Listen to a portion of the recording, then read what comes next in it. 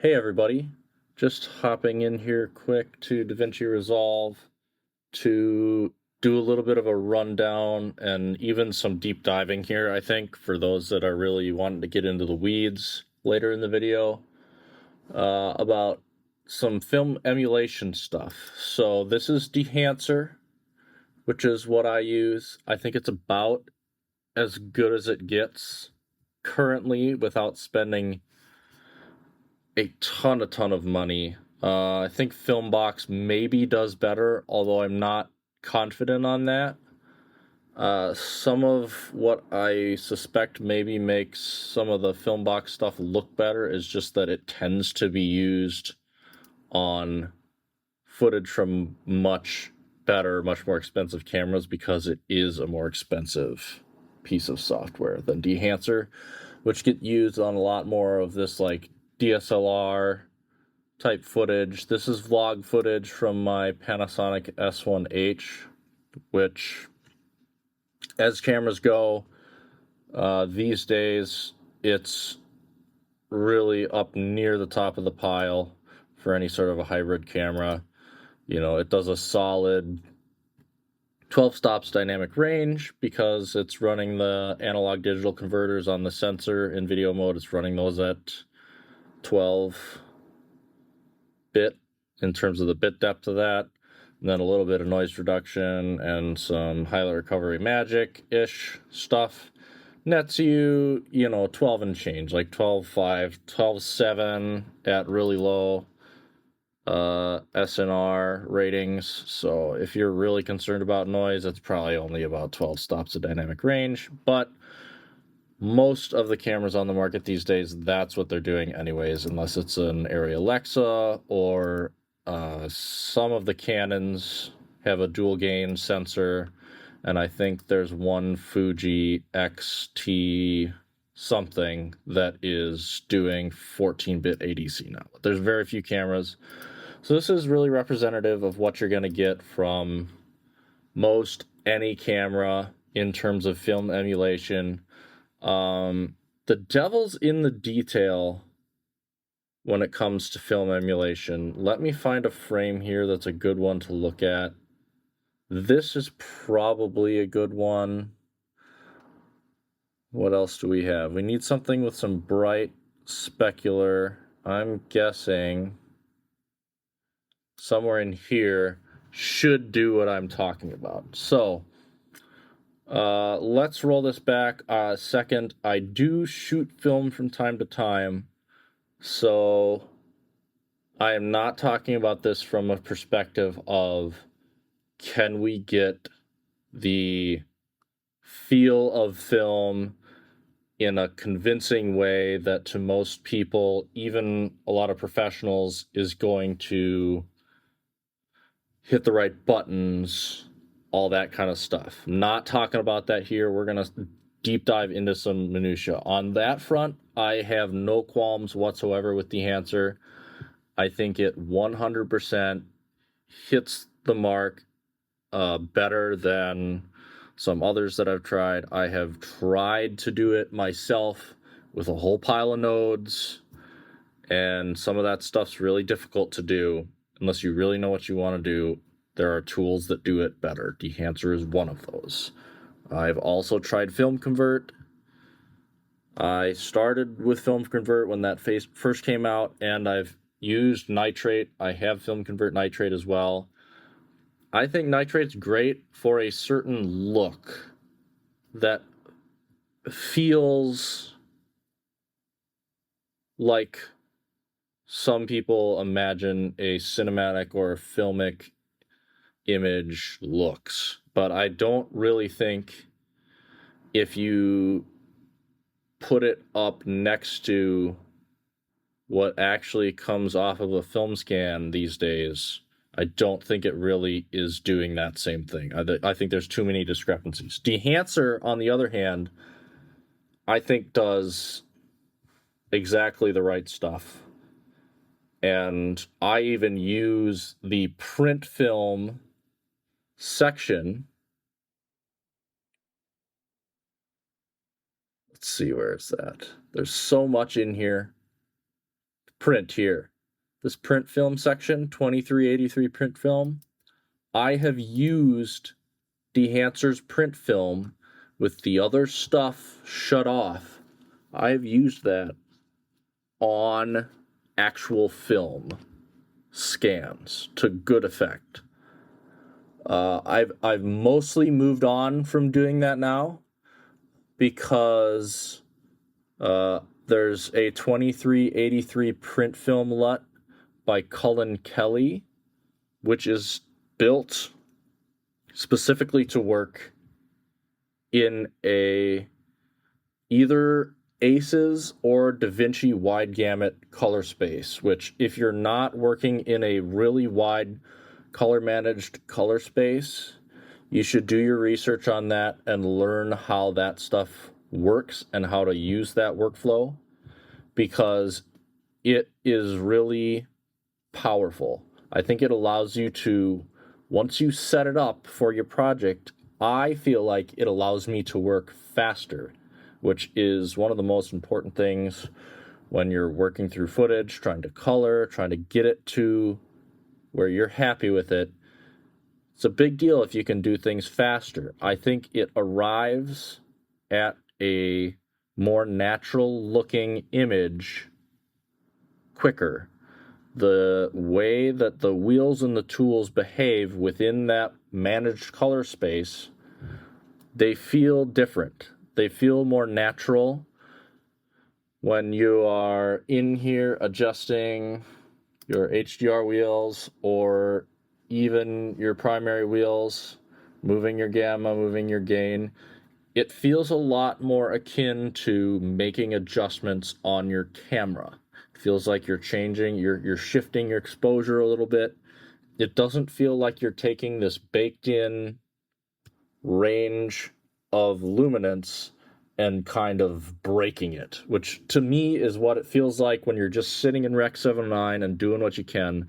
So that's what I use now when I get film scans back of actual film. I get the film scans into usually ACES, and I use his LUT, and then I do a color space transform on the back end out of ACES into whatever I want to deliver in. Usually just Rec 709. Let's be honest, these days, most of the stuff's going to the web, even if it is wonderful film. So, back to Dehancer. Again, I think this gets there. I mean, I've looked at stuff that I've shot on film. I've looked at stuff that I've shot digitally and then used Dehancer on. And the Dehancer, once that's applied to the footage, behaves really similarly. There is a level of information in actual film that digital sensors still cannot contain.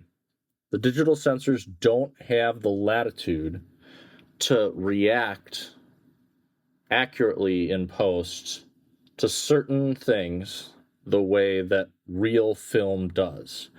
And this is where we're getting into the weeds, into the minutia, because if you just look at dynamic range of film from a usable perspective, I'm talking about when something's crushed to black or when something's blown to white, that you want to see what it is, see the detail, see some of the color or something to differentiate it from the rest of the scene around it. I think digital cameras absolutely are at the point where they can match, and even at this point with the Alexa 35 out, exceed what film is capable of capturing. But there are things that film does when it is presented with parts of the image that are outside of its usable dynamic range. All right? And these are the things that something like Dehancer or any other tool that's trying to emulate this, they have to make educated guesses because the digital camera doesn't have that information there. What I'm talking about for example, is this area right here, this blown out white area here. Once it's blown out and white on a digital sensor, that information is clipped. There's nothing else there to get out of that. Now, objectively speaking, this same angle on film, also, that information is going to be effectively white. The thing that happens is, depending on how bright this is, even though it is beyond white on the film, will affect other things that happen on the film, primarily the spatial stuff, which is halation and bloom, are going to be stronger or weaker depending on how bright this is, even though it is blown out. So film will differentiate in how strong the halation and bloom are, depending on if this is a little blown out or way a lot blown out. And the digital sensor just is not going to give us that information. It's just not there. Once it's gone, right? And that's where we get into the weeds here a little bit of how this stuff interacts. And then the minutia we're going to talk about today is Dehancer 7.1 beta has added, all right, we've got all these great things. The thing I love about Dehancer is it feels like up until this point, and we'll talk about this more later, up until this point, it feels like they have set out to apply all of their emulation in a realistic way in the back end, right? It does the film damage, and it can do positive or negative dirt, which depends on where the dirt happens in the process, whether positive or negative or interpositive in the development process, right? They give you the actual color adjustment for like a traditional color timing head that would tell the lab how to adjust chemicals to get certain things out of it. They've actually emulated that as part of the process, and they put those things in their pipeline, it feels like, in the correct order. Some others, it feels like sometimes they're not really doing the halation in the right place compared to, say, the grain. It's like maybe the grain just gets, when you turn it on, it gets slapped on there, and then it tries to figure out how to do the halation after. And they're kind of interconnected because the grain size is also sort of diffusing the halation to a certain scale and softening it. And there's all this interconnectivity with the real physical processes of film that I think Dehancer gets, by and large, really, really close to the real thing. And that commitment to the details there, while I think a lot of people who haven't shot film don't notice it right offhand, I think absolutely it pays off in the end product. You get the sense that it's really closer. It's a lot of sweat and little details, but I think it pays off in the end, even if you can't point at every single specific thing they're doing right. By trying their best to do it all right as they can reasonably, it ends up with a product that you really notice the difference in the end, whether you can pull out those individual details. But here's the detail I want to look at. It's this new Overscan feature. So, if we enable Overscan, here's what Overscan looks like, right? So it's going to give us this nice frame. You can see my lifted blacks versus this is true black here. This is lifted because I have, I believe, analog range limiter turned on. Yes. So that's going to give you kind of an accurate-ish Film usually has lifted blacks. When it scans, kind of when it's projected, you could say 2383. You're not getting an HDR image out of a real film projector, okay? It's just not how it is these days. To sort of get you close to the feel, shelving off those blacks, a good way to go. All right, let's come back down here to this overscan. So, of course, we've got all these different frame options. We're at Super 35. Let's look at standard 16. Yep, that looks about right. So they've got the scale of how many perfs you would have, right? This is 4 perf, Super 35. That totally makes, we can do negative, we can do positive, would be like if you're shooting a positive stock, but negative, and then you can go off if you want to just kind of simplify and not have the perforations. Let's leave them on negative. This is what, if you're kind of doing film sort of seriously, this is the kind of thing you would see. I've never shot 35, but let's roll with this. I've shot a bunch of 16. You usually would shoot a Kodak Vision 3, either a 500T if you want to love yourself, or maybe a 50D if you want to hate yourself and buy lots of expensive lights for the day.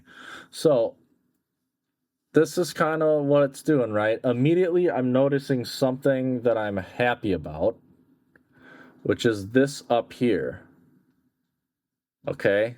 This is one of those little details that's really, to me, as somebody who shoots film, is important.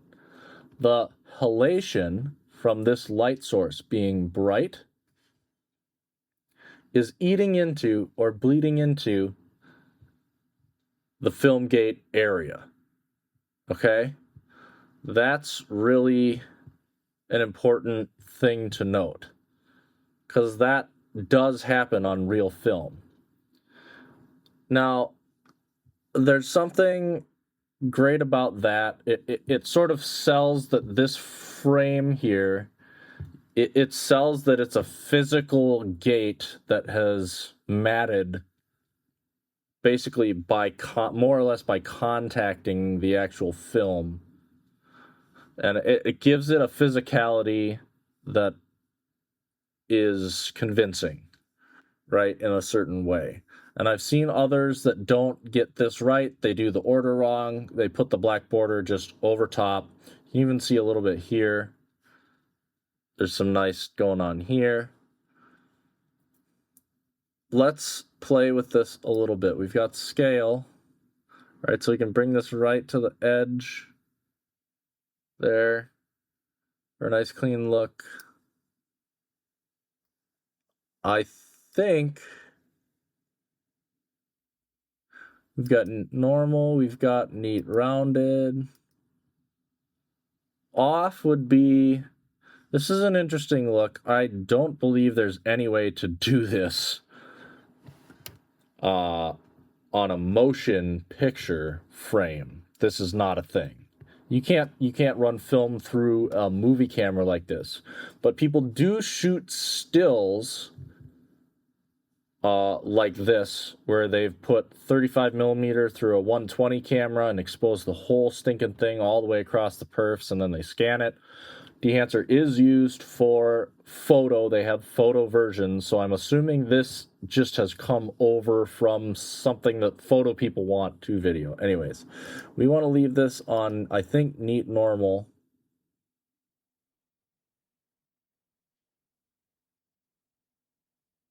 We can turn the static on and off. My understanding was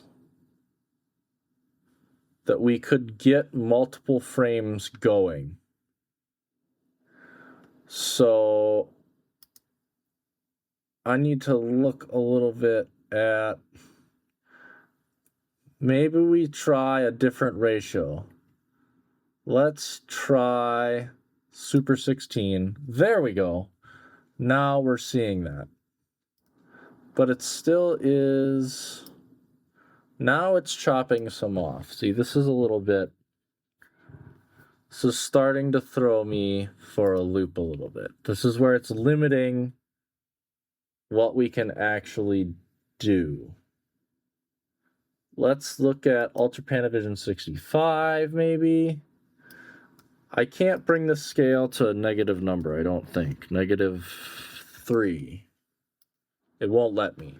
So I can't actually zoom this down to where it will show. Let's come into our timeline here. Let's look at this clip and see if we can't fix that. Let's go to retime and scaling. Let's just set this to fill for now and see what we get. Let me come back to the color tab. All right, here we're seeing our perfs. We've got some gate defocus.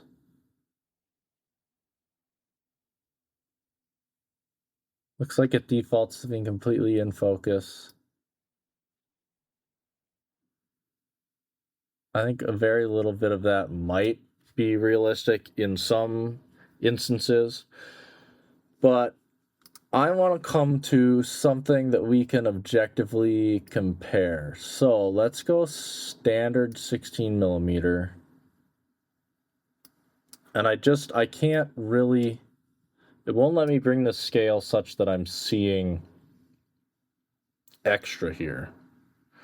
Let's see what else we can do. So if I want to force this to show me more, I can do, let's see, timeline settings. Let's just do 2160 by 2160. Let's go square.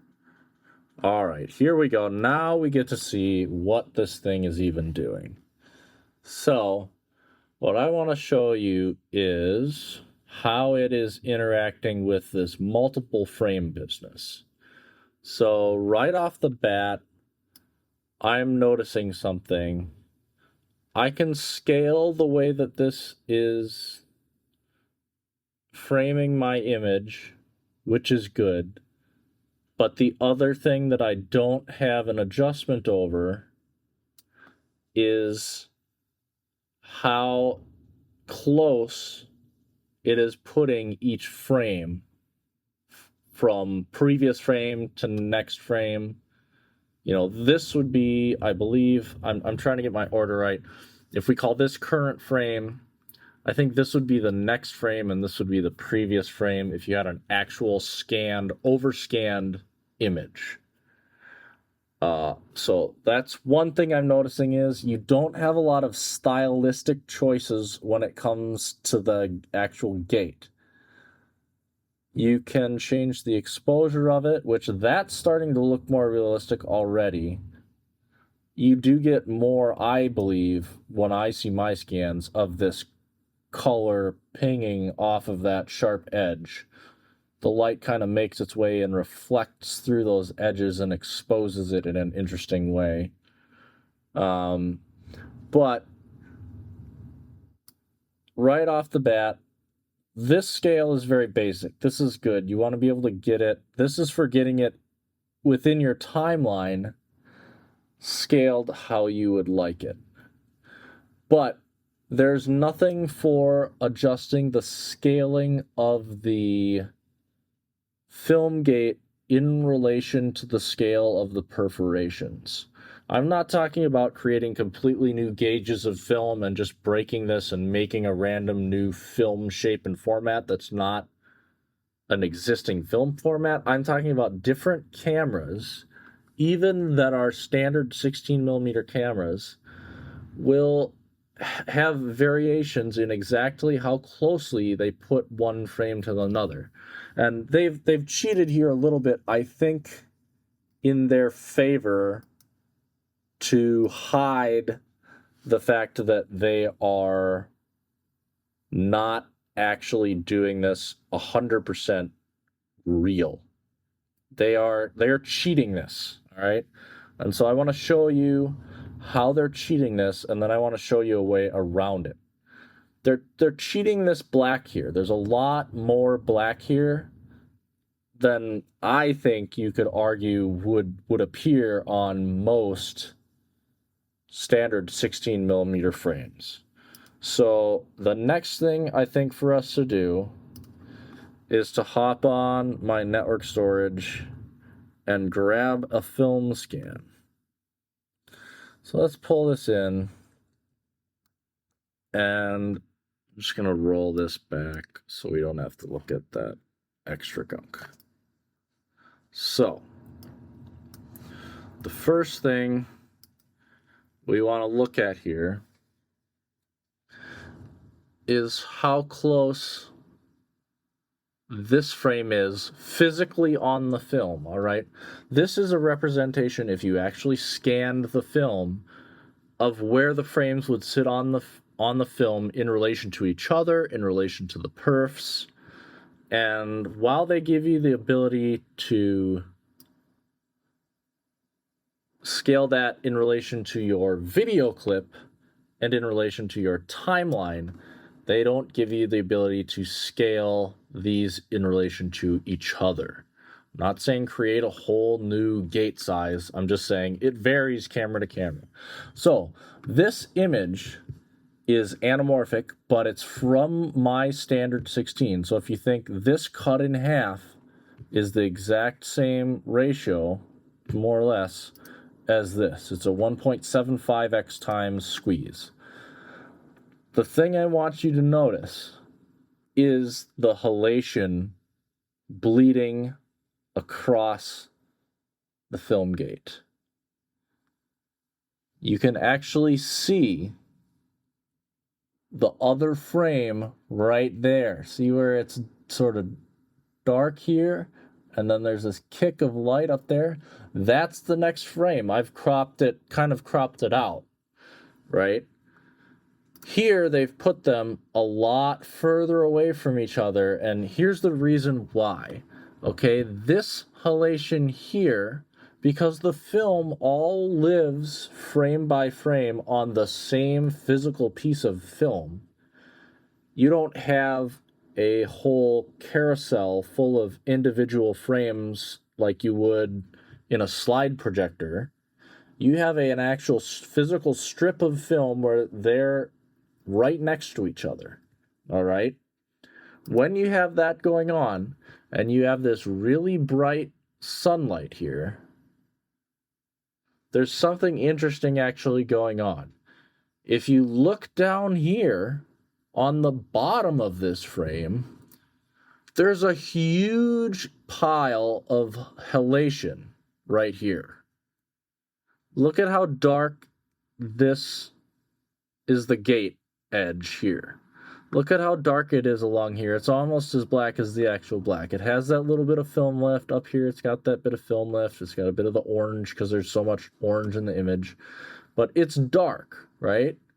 Not as dark as these trees maybe, but it's definitely dark, a dark border. It's a matte, right? It's the actual gate of the camera that's causing there to be a border to define the image edges. What's happening here is that this frame here, because the sun is so close to the edge, is not only bringing this level up here, where it should be black, it is pushing halation into the frame that physically on the film is up here. And the same thing is happening to this frame, being caused by the frame that is down here next to it. It's bleeding up onto the actual previous frame. So this is where we're getting into minutia of, like, how accurately is Dehancer doing this? And the answer they gave me in comments, and why I wanted to go over this and dig into all this with people a little bit, just to give people awareness, is that they're cheating it a little bit. Okay, this one, they've put these far enough separated that reasonably within reasonable use of halation, they have just created a setup where they don't have to even worry about factoring halation from one frame into the next frame. Because this black border is thick enough, we could grab the halation here and see if we could really, I'm sure we could take it just global diffusion. I mean, we could just amplify.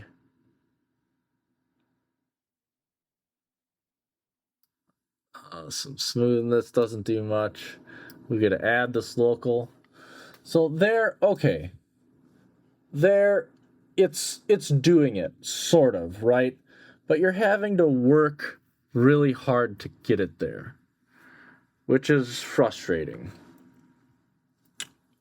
If these were closer to each other, it feels like it sort of wants to do this, right? I'd be happier if they let me scoot these up right next to each other. But there's another reason that it doesn't even matter to me that they have not done this. And that is that this up here, this frame, and this down here, this frame, are not the previous and next frames of my video file. If we tick through here and we look at, for example, the closeness of her eye to the top of the frame, identical distance, right? If we step forward here through these, you can tell that each of these is the same frame, not different frames. If I step through, you can see how that moves around. And then in some frames, it almost goes away. The issue is, if you have a fast-moving scene, you will hit situations where a frame doesn't have that halation source at the top of it, but the next frame does, and so that frame has it down in the bottom. All right, here's a good example of this where you can see it with some more contrast, right? This sun here is halating into the frames next to it down at the bottom, because there's a frame down here with a sun right here at the edge of its frame, and you can see that's actually a little bit of the next frame right up there. It's really a narrow gate, right? It's set up to maximize your film area, not like this, and waste a bunch of film. All this black could be exposed, and it's not. They could bring this out right near the perfs, right? This camera's set up to actually do that. Now, this is digital. This is real film. If we step through here,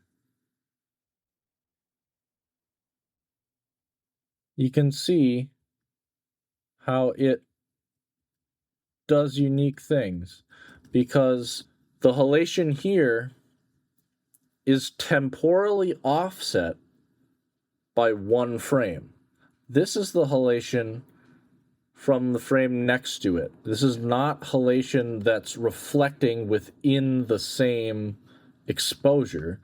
This is from a different exposure at a different time, if that makes sense. And this is where Dehancer, unfortunately, is not following their hard and fast, do this as realistic as possible mantra. Because these are identical frames. This frame, and this frame are all the same frame from my video file. If I step through and we look at each frame, it's pretty obvious they're each the same frame. I can understand why, because the processing power to do that has just jumped, theoretically, right? Theoretically, they've like tripled. They're processing 3 times potentially of the data, and they're doing a whole temporal thing that's gonna just cram the computer. I don't think that anything else they are doing would be considered a temporal effect. All the rest of this is happening within an individual frame. So to be fair to them, they don't already have that level of detail set up. They've just introduced these gates into the whole thing. They call it Overscan. I would just call this a film gate. And the perforations, the film perf. They've just added this stuff. And so maybe if we push them, this is why I'm bringing this up. Maybe if we push them, they might flesh this out a little bit more and give us the option to bring these closer to each other. I would love to see them do a current frame, next frame, previous frame thing as an option. I'm not saying that the default should be that whenever you turn this overscan on, that it defaults to that, because I understand how aggressive the processing overhead would be. But I am on a Mac Studio here, M1 Mac Studio. It's got the crunch, and it still can't play this stuff back in real time anyways. My thing with Dehancer is I want an accurate tool. I feel like by and large they provide an accurate tool, and I am willing to sacrifice processing speed and time for that accuracy. If I wanted quick and dirty and it to look like, kind of have the feel of film and, you know, get me pretty close, I would just pull out Colin Kelly's LUT, probably his 2383 print film LUT, and I'd make a few little adjustments to kind of get me in the ballpark. That I can watch real time as I edit all day long, cut and splice easily with the color correction turned on, no problem. When I'm pulling out Dehancer, it's because I want to pull out all the stops, and I really want my footage to look like film. And so I would like them to take an approach that is similar to their other really great tool, which is film grain.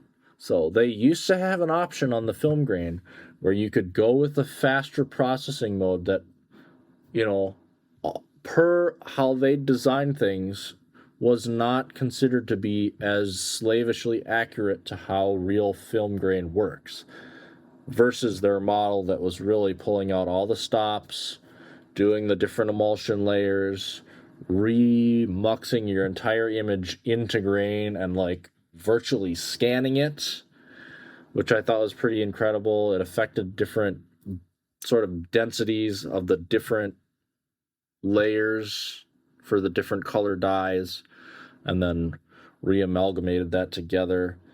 It created something that feels like Dehancer's grain feels like real film grain. Pretty close, right? It doesn't just feel like a unified texture over the whole thing, because it does actually react differently in different channels depending on color, contrast, density level of the various emulsion layers that they're simulating, right?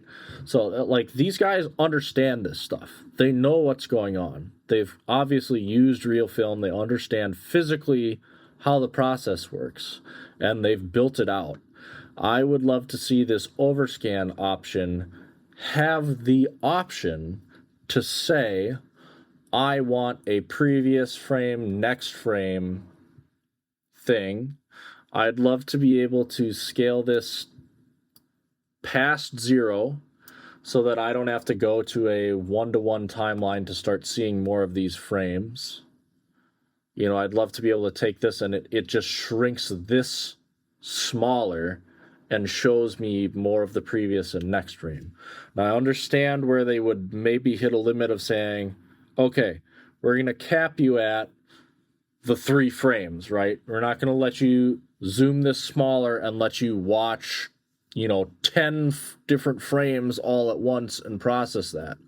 Maybe that would be an option. It would be really slow, but maybe that would be an option, and it would be kind of cool to be able to even keyframe that and animate, like zooming in on a scan as it's literally rolling through the timeline vertically. But this is where they're cheating a bit. I think they've put these intentionally as fairly thick black divisions between, so that they're not having to worry about this bleeding into the next one. You can technically crank it. You can crank it way up, but there's not really halation that behaves like this, right? The only time halation behaves like this is on these really bright sources. And you can't tell on a digital sensor how bright this is once it's blown. So for me to crank this digital emulation to the point where it's doing what this sun does is inaccurate. And if this were to be the sun instead of a light fixture, the digital camera would not have information that tells you that it's way brighter, that it's sunlight, versus it just being the lamp. White is white. On the digital scale, it's blown on the sensor. There's no differentiating, right? So there's no way for me to have, for example, this conventional light fixture in the frame and behaving accurately in terms of halation, which would be somewhere more in here, right? There's no way for me to have this in frame behaving accurately and then have the sun, for example, over in this corner also behaving accurately, because the sun's going to be so much brighter, but there's no information to indicate to Dehancer that it is brighter, that it should halate way up into this other frame. This is where we start to get into, does digital still need to evolve in the dynamic range department? And my argument, because I like doing this kind of stuff, is yes, it does need to. The Alexa 35 is a necessary step up in camera technology, because you could go and use it, for example, like a standard Alexa or like this S1H, and just use those bottom stops as bottom stops and save those extra 2 or 3 stops way up at the top end to differentiate between the brightness of your light sources. Even if on your finished product they're both going to sample code value wise as white. They're both going to be white, they're going to be blown. It will let you differentiate between how some of these spatial effects, like halation, even temporal effects like halation, by the way. This is an interesting thing. We've established now that halation and bloom are not entirely just spatial effects. They're, they don't just spread in the frame and affect areas around them within the same captured moment in time within one frame. They're temporal in that they transcend across time to affect previous and next frames in some situations. Right here, right? This is a temporal effect. Just like you'd say, well, I want to do temporal noise reduction, right? This image is noisy. The next frame is noisy. The previous frame is noisy. But most of the image in these two frames is very similar. So if I want to denoise them, I could compare the two frames and say the stuff that's different between the two, or between the 5, or whatever you want to do, right? That's noise. I could say that is noise. We can actually do that. Where is it? Here, right? Spatial noise reduction says I'm going to look at the pixels next to me and average things out and try and determine what is noise and what is the actual image, and reduce the noise part that I think is noise. Right? I could take this, we could denoise it, and you can see it almost looks like it's blurring it at a certain point. But it does look cleaner, right? That's spatial. It's looking at the stuff next to it and averaging it out. Temporal, we can say how many frames. Let's say 5 frames. And turn this up. It should get better without getting too much blurrier. It does sort of haze up a bit, right? We can pull the motion down, pull this up. Right? This is doing something there. That's the same thing's going on with halation. Halation is a temporal artifact of celluloid film when you shoot it. Okay. And this is where it would be awesome if, whatever, Dehancer version 8. Take some time, guys. Work on this. You have the bones of this built in. It's doing it right. It's halating. The halation is going into the black of the frame border, which it should do. It should eat into it like that. I would just love to see an option where you can bring these frames right close to each other, like on a lot of cameras, how that works out.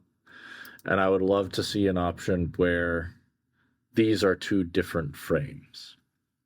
Here's the thing, though.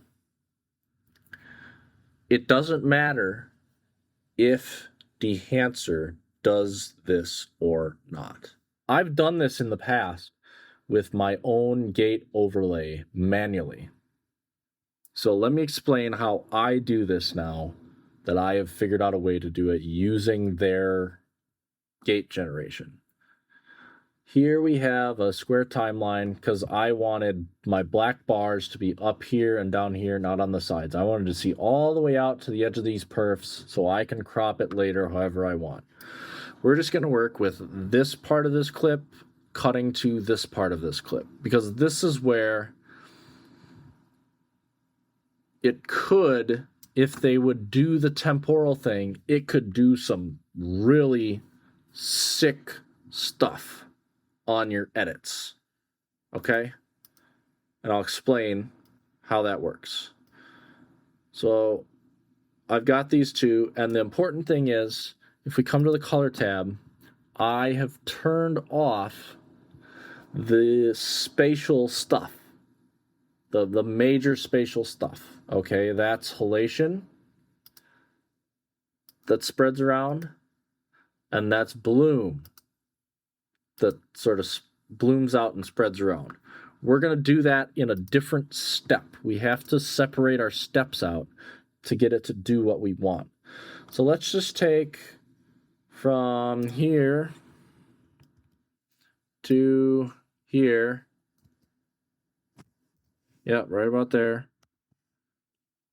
In and out point, deliver. Here's what I'm going to do.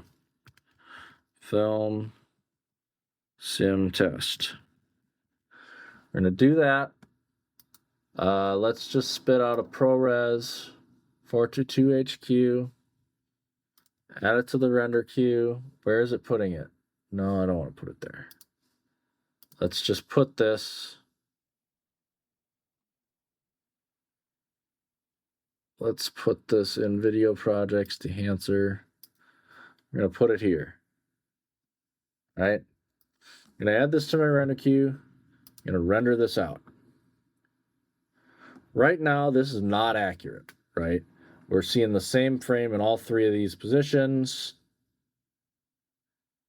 It's just not right.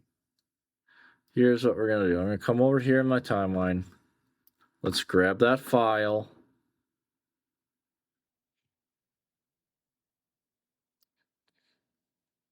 Pull this in here.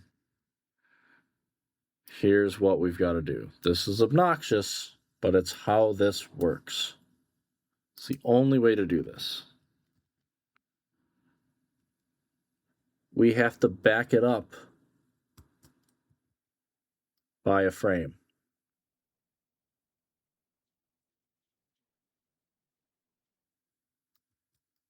One frame back. Oh, this is easy. See, it's going to tell us. This one frame forward, because it's showing us late. Okay? Here's what I'm going to do. It doesn't really matter where in here I come. Let's grab this one. And let's just go, like, pull the opacity down a little bit. And then let's move it. Let's scoot this sucker. Okay?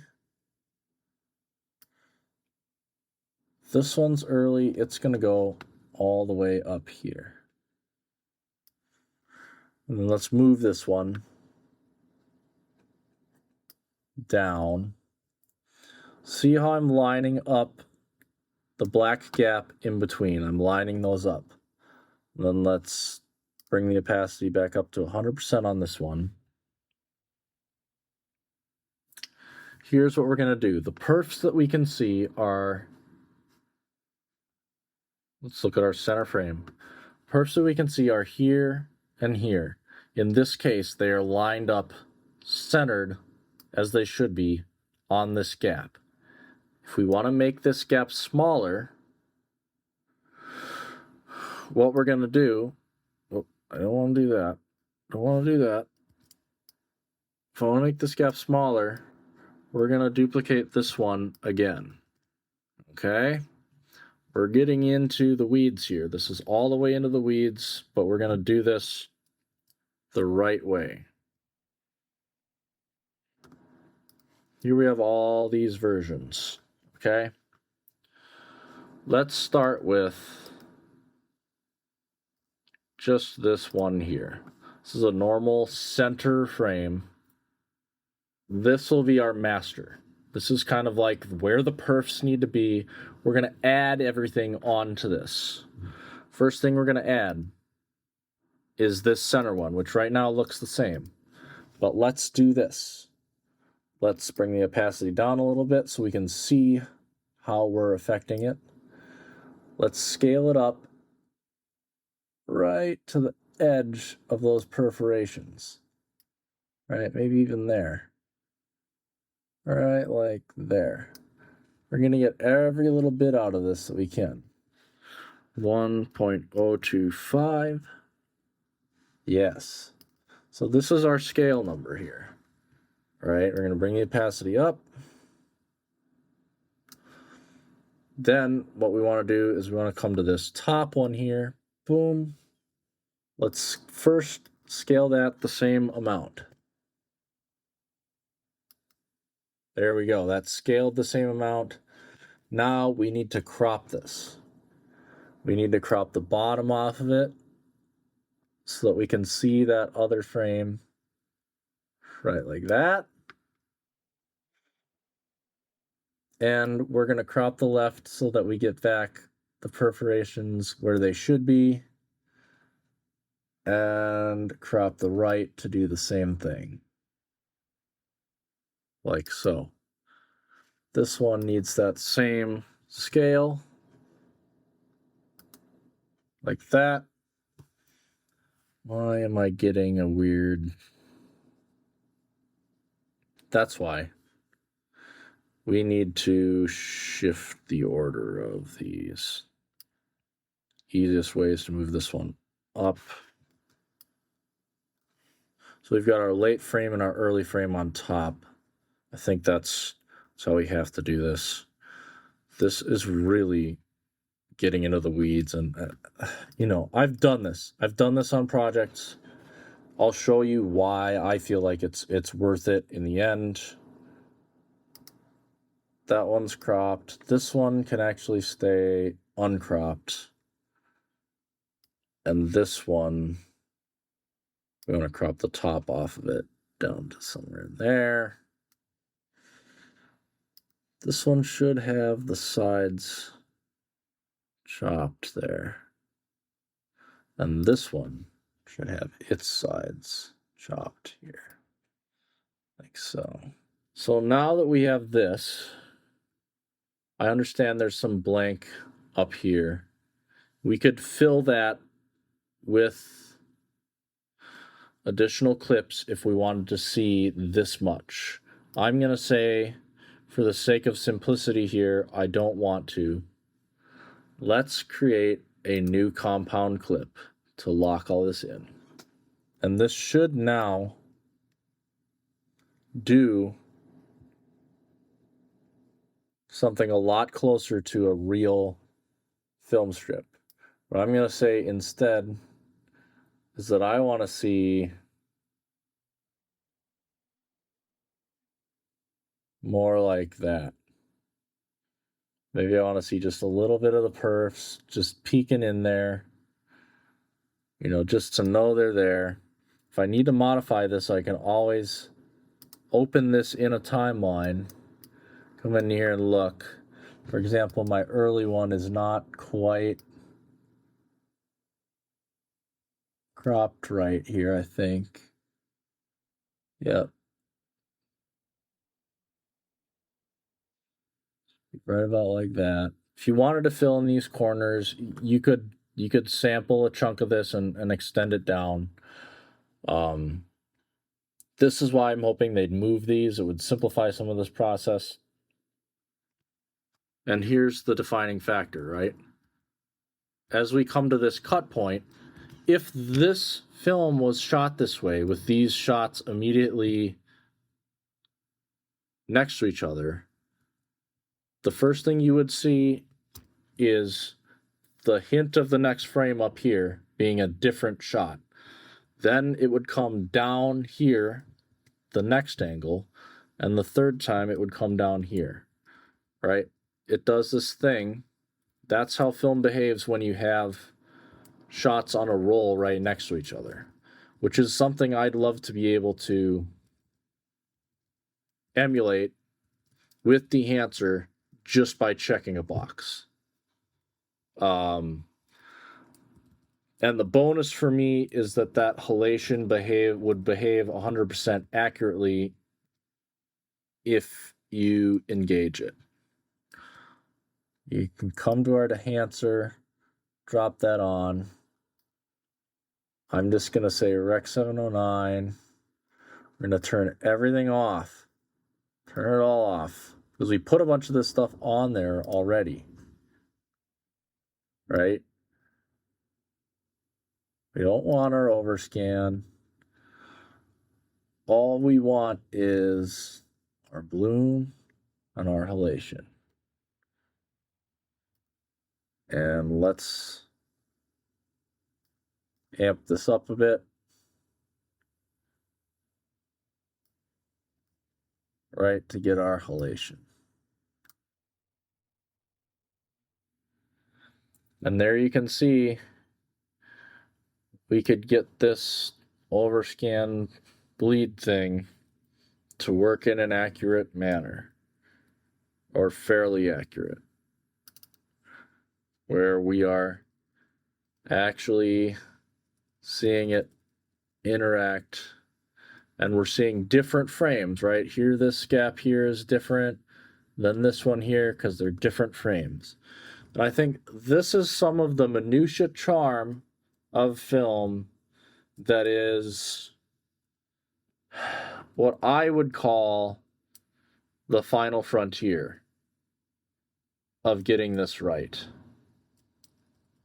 Some of it is always, as I described, going to be limited by the digital camera's ability to give the post-production emulation enough information to work off of. That's always going to be a limitation. And that's where choosing your camera, if this is something you're passionate about, is important. Because a camera that can't give you the dynamic range information is just going to hamstring you when you come to Dehancer and try and ask it to do stuff like halation and bloom and this bleed into frames. You know, it's just not going to do these interactions correctly. But this is how I've done this in the past, and it creates some really cool edits. So here's one. Here's an example, I guess, even of how I use this sometimes for real film things. Here is my wedding video that I edited that was shot on Super 8. Okay. Here's an interesting thing. Couple of details, right? This was not overscanned this much. There's only a little bit of the next frame showing on how much they overscanned it. They just scanned part of the perf and a little bit of the bottom. I used this same technique of making permutations of my frames, of my clips, and offsetting them on my timeline, layered like that and cropped, to do this. Even though it's on real film, I have duplicated these top and bottom frames to do this. What's more is, this is not the film as it was scanned, even though it appears that way. I edited all this. This is not the raw scans. I moved clips around, I shortened them, I deleted sections I didn't want to get a dynamic edit that matched the music, that told a compelling story, right? Then I did that thing that I did here. Once I got my edit all locked in, right? And my color and everything, I exported that. I brought that back in. I shifted it forward and back by a frame and up and down on the timeline.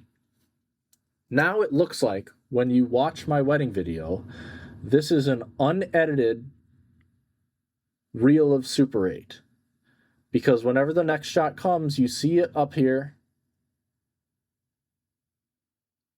and then it comes down, right?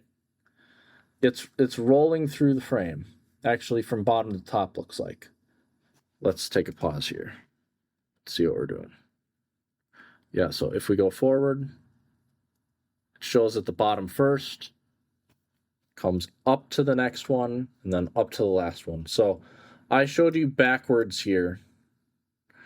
I'm not sure that all cameras work the same. It's possible that Super 8 and 16 maybe do that differently. I think they all work this way. You could watch some real film tests and scans to see how it works. Obviously, the Super 8 works like this. But having a plugin like Dehancer that goes really into the details is amazing. And I would love for them to give me the option, right? I don't need to use it for everything. Sometimes it's superfluous, it's not needed based on the project. But sometimes I really want to get into the weeds and I want it to look like I've got a reel of film that has just been scanned, overscanned, and we're playing it back right as it came off of the scanner. This is my method here,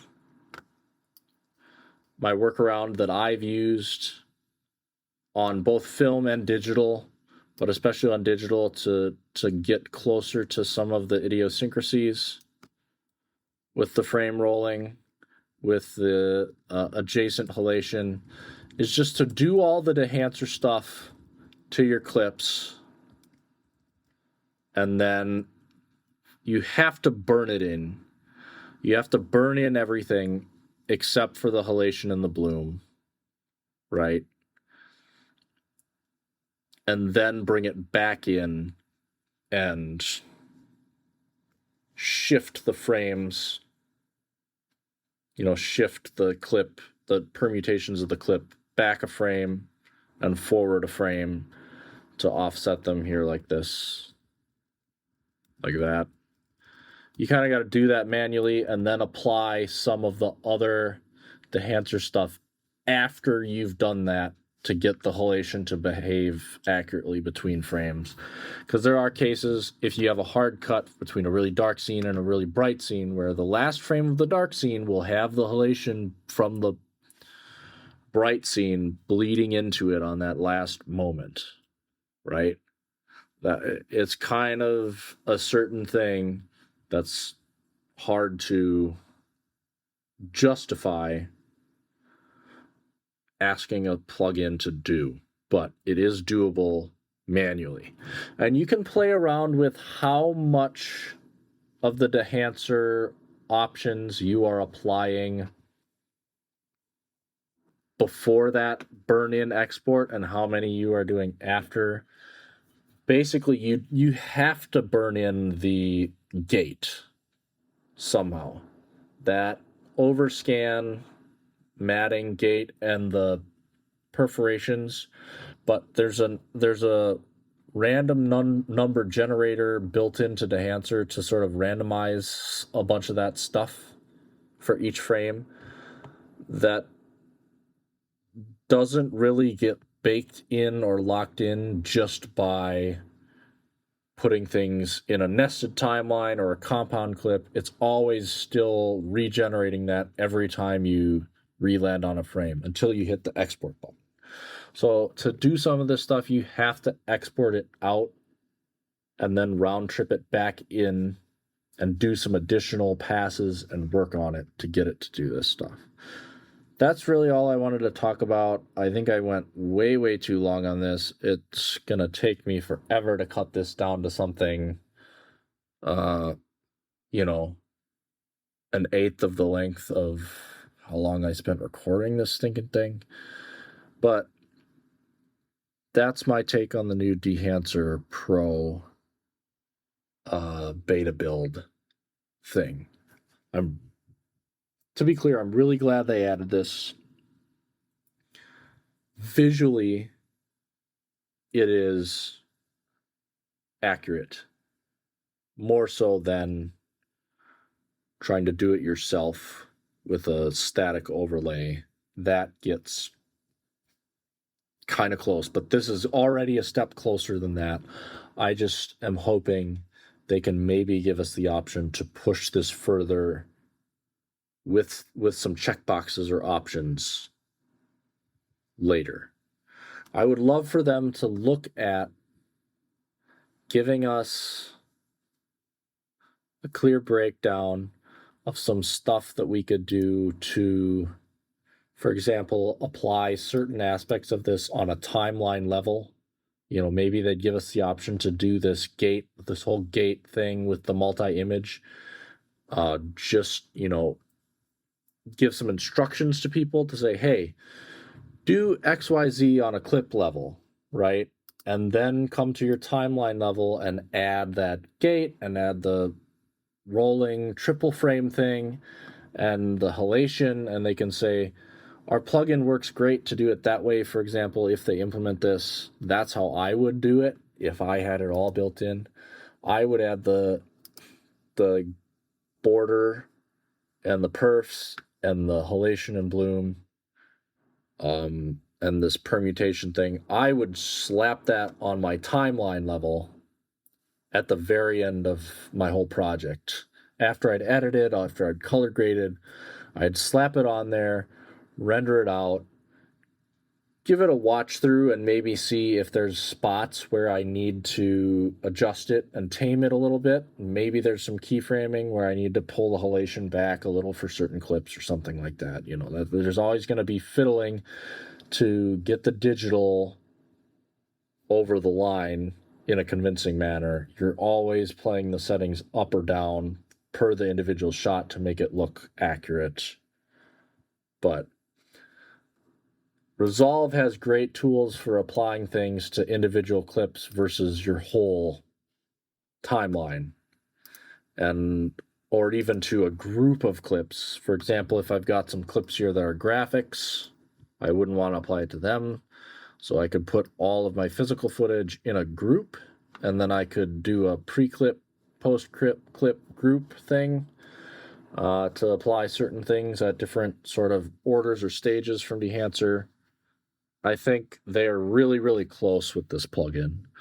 Most of it is bang on, and they're adding things that weren't there, which is always a good sign. They're still improving this.